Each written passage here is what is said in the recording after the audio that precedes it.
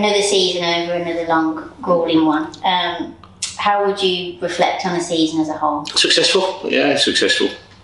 This time last season, last year when I sat down with the chairman, we looked at it, and the aim was that going into March, that we would be, free of relegation, and at no stage during the season, no stage at all. I think the lowest we got to was 11th for a week. So you look overall, we were always in the top half of the league. So that's a really, with what we have, from a resource point of view, it was a real positive. If you could pick one specific highlight from the season, what would that be? Oh, good question. I think beating Stourbridge away, for me personally, because of my Alzheimer's connections and as a player manager and whatnot. And I think that was the highlight, winning 3-0 away and beating Russia, my pal, who then battered us a few months later. Beating them 4-1 in the cup was really good. That was a positive. So there was some really good. I think beating Mickle 2-1 at home and beating Bromsgrove at home, beating Alvechurch a couple of times. There were some real good ones, but I think for me the Stourbridge and Russia ones were the best. And then on the other end of the spectrum, what would you? I think many people might be able to pick this one. What would be the worst moment for yourself? To be honest, there was obviously the worst defeat as a manager or a player in my career was getting beat 7-2. Away at Russia when we were winning 1-0 after 10 minutes, and we're thinking we had a chance, but that was. There's been over the 3 years. There's been some tough times, as most managers have, but to get beat 7-2 one of your rivals was really tough to take. And then just wanted to touch on, we've had quite a few. Well, we've had an increase in the amount of backroom staff you've had this season. Yeah. With analysts and more physios and all the rest of it. Just wanted to touch how important have those extra bodies been and what extra insight have they provided? Honestly, I said this, that 3 years ago, when we walked through the door, there was not much here, and then I look 3 years down the line and we've got analysts, we've got sports scientists, I've got 2 A-licensed coaches that work alongside me. I've had Gaz, a fantastic assistant manager.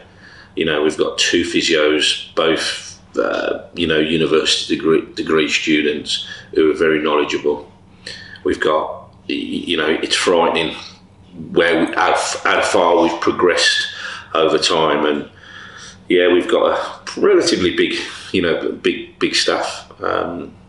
So now that they've been really, and we're quite close as a group, and it's not me, for example, that the manager's player, I put it out to the staff, and I never even picked, to be honest, everybody picked Ryan. I think that one of the hardest things in management is making sure that you've got a real strong backroom staff, and and we've had that over the last couple of years. And just to touch on recruitment, we seem to pull a couple of players just from thin air, not many had heard of.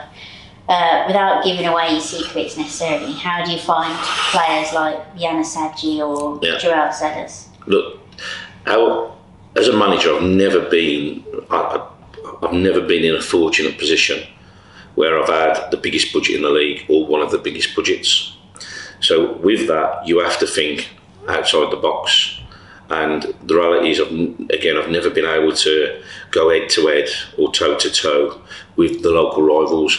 So we've always had to look outside of the box a little bit. And the first year we came in, we recruited 4 lads from South Wales, from Merthyr, because I've got a connection. The former manager there. This season we've got a car that comes in from Cheltenham. We've always had that, and we're always going to have to do that. And the way you're able to do that is by utilising your contact list, agents. And to be honest, there's been some really, really bad agents, some that are quite public on social media that I don't really want to mention any names, but there are some bad ones. But you know what? There are also some really good ones, and I have to utilise and listen to what a lot of people say, and listen to what scouts reports are, and we've been quite fortunate, and we've managed to unearth a couple of real good gems, and hopefully, because recruitment's such a big thing, at any level. But again, with the resources and the budget that we've got, we have to be very good on a recruitment point of view, and hopefully this summer we can do the same. Just to touch on Jarrell, obviously he's started quite well, and then it looked like he was ready to take off, and then unfortunately at Hitchin suffered an ACL injury. Just wondered if you had an update on Jarrell and Callum. Jarrell's not going to play again, so it's a real sad story, because I think 18 months ago Jarrell was playing in the Swedish Premier League. He was at Aston Villa for a long time, and he's one of the most technically gifted players I've ever seen. Way too good for our level, but he's his body. Some players, it happens. So unfortunately, his body cannot cope with the demands of playing, especially on a 3G. But anyway, and look, if that injury, and it was a terrible, it was a horrific injury where he snapped his Achilles away at Hitchin. But if that hadn't happened, then the likelihood is because his body was just not conducive to playing football now. And there would have been, unfortunately, I think something else would have gone, because there's just a weakness there, and it's a terrible story, and he's had enough, and I understand that, because it's just been one injury after another, and he comes back after being out for a year, and then he's out, facing another year, and he didn't even have the surgery this time. He just, so that's such a terrible story, because you saw in the handful of games where he played. Mikolova was one. He came on with 1-0 down. He comes on and he just completely ran the show. The boy's just ridiculously talented, but unfortunately, he's decided to retire. And just to touch on Callum Flanagan, obviously everyone knows of him and loves him. Makes a big difference when he's in the squad. Missed the latter part of the season. Yeah. Is there any update on him? Well, what happened? The positive of him being injured was that there was no. Apart from his brother a couple of times, there was a shortage of yellow cards for dissent, because unfortunately the Flanagans, as lovely as they are and as talented as they have this ability to badmouth referees and get themselves, rather than get booked for tackles, they like to dig referees out, and so he didn't suffer any more yellow cards. But no, on a serious note, I think the world of Callum, and Callum will be back pre-season. He's currently going through an intensive program to strengthen the knee. He's been out since Boxing Day, and we've really missed him. We've just not been able to, for whatever reason, we've just not been able to, put that extra piece to the jigsaw, because we want to play. We want to play out from the back, and we just struggled a little bit. But yeah, hopefully, fingers crossed, Callum will be back and his brother to give referees more stick and get more yellow cards, but they get fined now for it, so I'm not even bothered when they do it. So the chairman saves a bit of money on the budget. So. Just on a personal note, if you could pick one specific thing from last season, what would you say your personal biggest learning curve was? What a good question. You did warn me that you was going to send me these questions, and you didn't. But I think the biggest learning curve would be, for me, that in order to progress, in order for you to be successful, and I think to a certain degree we were successful, probably guilty of our own success early on in the end, because expectations rose over time. But I think it was to make sure that you strengthen, or you try to strengthen, when you're doing well. We didn't do that. And it is difficult, because we don't have the financial resources like some of our neighbours and other bigger teams in the league. But I think I asked a lot of players, especially the older players in Jack Byrne, Callum Flanagan, Bernard Mensah. I asked a lot of them to play a lot of games, and although we got a lot of joy early on, it got to the stage where they were running on empty. Even Max Sheaf, who's 22, and he played every minute of every game, apart from when I bought him off against Russia when he was having one. But he said to me with about a week to go that he probably played the last 5 or 6 weeks 20 or 30% fit, but he just wanted to play. So I think the biggest learning curve for us was when I've looked around and we've gone to Needham away, and we've got 1 academy boy starting, we've got 5 academy boys on the bench. It's very difficult to go. The league's quite relentless, and it's very difficult to go and get results when your squad's weak. And I think that happened too many times last season. There weren't enough times where I looked at the bench and we had a strong bench. And I think that's the biggest learning curve moving forward. You need a bigger squad, and you have to be versatile in terms of from a budget point of view to make sure you can achieve that with the same budget. So moving on to next season, I know it's the season only just finished, but the league allocations have been out today. Yeah. Looks quite an impressive league. What are your initial thoughts? I'm a bit scared.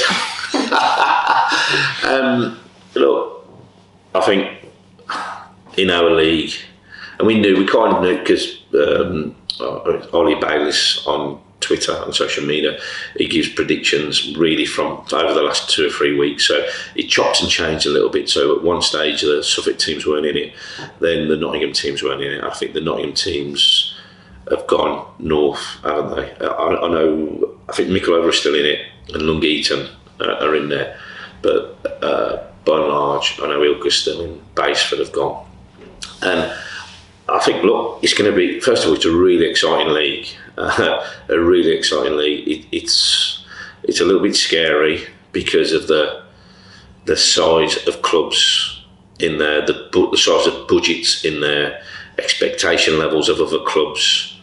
But from our point of view and from a recruitment point of view, I think it's certainly the best league to be in. There are some unbelievable derbies. I think there's going to be some great crowds. I just hopefully that we can get it right and we can have another season where we can finish above some of the local teams, and I think that would be a success for us. But look, it's really exciting. This league is more exciting than it's ever been with the amount of local derbies, and we're all in the same pot, aren't we, for players, and that's good. So we've mentioned previously it was a very positive season overall. How do you intend to build on that? Yeah, look, you've got to. I mean, the intention last year when we finished 15th was to progress. We didn't, if I'm being honest, we were in the top 4 for quite a while, and we were punching a little bit, and then naturally supporters get carried away and they expect to be there, come the end of the season. But we're never really we weren't strong enough, as we said, from a squad point of view to achieve that. So what would our expectations be? Again, well, if we progress, finishing joint 7th and I think 9th overall, but joint 7th, the only way to progress would be to get closer to the playoffs, which would be a dream. Is that possible? Anything's possible. Anything is possible, but it will be, this season, I would say, it's probably 20-25% more difficult than last season. With the teams, the quality of teams, your Telfords, your Ketterings, your Leamingtons, those 3 ridiculously big clubs already, and then you've got Alzoing coming up, and you've still got the local teams, as well as the Suffolk teams. Your Leastons are going to be strong, Needham are going to be strong. So I think there's a little bit of trepidation, but also excitement that we believe that we can be successful, and hopefully the aim last year was can we establish ourselves, can we move away and change people's mindsets of Redditch being a relegation threatened team. We've got to try and continue that, and I think if you can stay in and around the middle of the table around the Christmas time, and injuries have been good for you, and the recruitment's right, then why not, push towards those playoff places, which, we would love to. But I'm under no illusions. I think it's going to be a lot more difficult because, I speak to a couple of managers and you look at the table and you think, well, who are we going to first of all, who are you going to finish above? And there's always been, 2 or 3 that you think will finish above them. I don't see many now, and that's the scary part, but, there'll be a few teams that say the same. And then, in terms of pushing on, are there any specific areas that you want to do? Look, I think when we first came in, our strength, I've always been quite defensive minded, probably because I was a defender. So I always like my teams to be structured, organised, defensively sound, and we have been. Not this season, just finished the season before. I think we had the 7th or 8th best defensive record, but the scoring record we had the 2nd worst. We felt that we'd addressed that. We changed the shape for this season. We played a certain way. We had a plan B, so we went from a 4-4-2 diamond to 3-5-2. Both with varying levels of success. But at the start of the season, we were scoring goals. We were scoring 3s, 4s, and even 5s. But we were conceding goals, which was a little bit of a concern. Then after the Christmas period, we stopped scoring goals. Goals were very hard to come by. Our front three didn't score anywhere near as the amount that we wanted them to. And before Christmas, our midfield four, if you like, of Max, Reese, Robbie Bunn at the time, and Jack Byrne had scored. I think they'd scored a number of goals. And then come the second part, again, we didn't have enough goals from there. What we did have throughout the season, I think Ryan Woolacott scored 7, and he missed a number of chances as well. So he was very, positive. So I think what we do need to address this season and this summer, like most teams, we want to go out and get somebody who's going to score us more goals. I think that's key, as well as keeping it tight at the back. We need more goals from somewhere. It's pretty hard, isn't it? That's what everybody wants, and so hopefully we can pluck a gem from somewhere and and do that. So we've announced 3 that have left so far. Yeah. Obviously, Lewis Hudson has moved a step higher, which is fantastic to see. Yeah. And we've announced that Riley O'Sullivan and Cornell McDonald have both left. Just wanted your thoughts on 3 of those. First of all, Lewis, we signed Lewis. I'd known Lewis for probably about 2 years, 18 months before he came on board. So I'd watched him at Coventry United, and I think it was Racing Club Warwick before Coventry United that I'd seen him. And he, I was aware of him, and he weren't quite ready at the time. But then when we brought him in, he was ready to go. He served his time at Step 5. And there was a number of clubs that were interested in him, and he came in. And to be fair, he had a fantastic pre-season. Then he struggled. He went from just that little jump. It was 2 leagues up, and he found it difficult, to be honest. And then he settled down, finished the season strong. Had a couple of injuries, and then this season he's been absolutely outstanding. And I'm a massive admirer of him, but other clubs are, and it got to the stage where I knew that we would lose him come the end of the season, and I know fans don't want to hear that, but I was really pleased that we did, because one thing I'll never ever be, I won't stand in the way of players' progression. I think it's really, really important, and I think it's important for players that are coming into the building this summer to see that we've developed Lewis, and we've given him a platform now, and I think the move was really good for him. He'll do really, really well because he ticks a lot of boxes. He's still got to get better if he wants to go again. But from a defensive point of view, I think he's outstanding and as good as anything in the league. And I think just probably in that final third, he's just going to improve his quality just a little bit. But he's improved it fantastically. And I think he scored 3 or 4 goals for us. And I think more importantly, he's a fantastic boy. He's a pleasure to work with. I think the world of him. And I'm really proud that he's got an opportunity to play at the Conference North level. And, and regarding the other 2 boys, Cornell came in, and to be fair, Cornell's CV and his background is very good. I think that what Cornell's got to do, because he didn't have a great time with us, he did okay. I think when he came in, the expectation level was quite high because of his background, and I think he had one eye on going back full time. And I think what Cornell's got to do, and I've spoke to him, is that he's got to understand that may not happen. You've got to, when you come out of full-time football, you've got to look, and naturally you want to go back full-time, as a lot of our players do, but it doesn't. There's only a small window for that, and there's not many players that it actually happens for.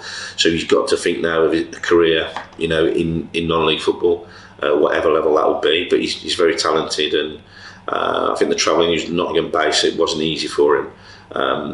But hopefully, look, he'll go on trial in the summer to a few clubs, and you never know. Hopefully, he can get back into the full time a bit again. He was a real good lad to have. And finally, Riley O'Sullivan. Riley came into us, I think, just after Christmas. When we were in the, we were in touching distance of the playoffs, and he came in. We wanted him to come in to score us some goals.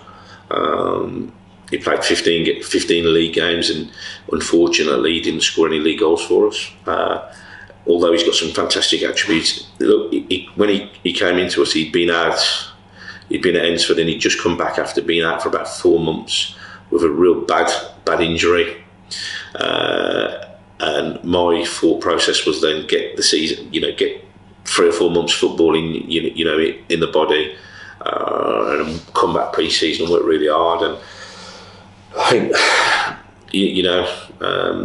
the season ended. I spoke to all the players individually, and with Riley, he wasn't able. All the players met me. Riley was unable to make that meeting, so I tried to contact him a number of times after that, and I would have invited him back in pre-season to just to prove his fitness. But there was no contact. So I'm disappointed, because Riley's a good boy and he's got some good traits, and hopefully he'll find a club now and kick on. He needs to get over the injury properly and have a good pre-season and work hard, because he's a good player. But when you sign a striker, and if they don't score in 15 league games, then and if you need goals, then we need more than that. And he goes with our best wishes, and I think he's a good player, and I think he'll, wherever he ends up, he's got the attributes to do well. But just sadly, it wasn't with us. And then final question for you. Obviously, player registrations don't open for a while yet, so we can't necessarily say much on that front. But in terms of the coaching staff, is there positivity around the squad for next season? Yeah, there is. Look, I mean, again, I said, other than I sat there and all the players, other than Riley, and we've offered terms other than the boys that have. The 2 boys that you mentioned that have left, we've offered terms to everybody else. I expect 1 or 2 to leave, if I'm being honest. I think that there are clubs that will pay more money than what we do, and they will go. And there's going to be interesting people like Max Sheaf. There'll be interest in in Max. There'll be interest in one or 2. I think the vast majority of boys will stay. And again, like I say, we've offered terms to everyone. And they can't sign anyway for another 6 weeks or 8 weeks, can they? So we'll see. But we're really busy. One of the fans will see a couple of departures. Only really Lewis, because Riley, we had 2 strikers in Mensah, Danny King and Riley. So we rotated the 3 of them. What we did, we had to, because of the amount of games we had to, we rotated them. So Lewis wasn't ever present. Played all the time. So that's a big loss. Cornell was in and out. He had a few injuries. So I think Lewis was the big, is the big loss. And like I say, we wouldn't want to stand in his way anyway. And that's a natural progression to go up a level. But regarding recruitment, we're really active. I think that's always been a relatively strong point of mine. Is really active. Recruitment's key. We spoke to a number of players, really close with a few, but there's a lot of clubs out there at the moment that are offering players like incredible figures. So when I ring those players up, I don't talk to them about signing for us. I just talk to them about the family and how where they're going on holiday, and I'll wait for another month or so when I can talk sensibly to them, and we're able to possibly bring 1 or 2 in. So there's no panic stations at this stage. The phone ringing. Yeah, that's annoying. Yeah, that's all right. Can't answer it. Might be a player. Might be a player that wants to come in. So again, no panic. You still filming? Still going. And no panic stations. I think that the first month, players have all the power, because they'll be demanding, a lot of money, and clubs will be like really reluctant. Some won't be. Some are, throwing a lot of money about. But the smaller clubs will be reluctant to get involved in any bidding wars. And then the power changes probably about 4 weeks in. It changes when those big clubs that are potentially going to offer them massive amounts of money. When that doesn't happen, then they have to have another look at where they're going, and that's when hopefully we can come in. But we're close with 2 or 3 really good signings, which will be a positive boost. And fans, what I'd say is that you are always looking for positive news when a couple of people leave, and there may be 1 or 2 more that go. That's non-league football, unfortunately, and if people are offered a lot more money elsewhere, then they're going to go. Hopefully that won't happen, and we do keep the vast majority. But whoever goes, then I'm confident that we'll replace them. We've got even better players, so there's no panic from us. Thank you very much for your time, and enjoy your time off, although it's not much time off. No time off. I'm on the phone all the time.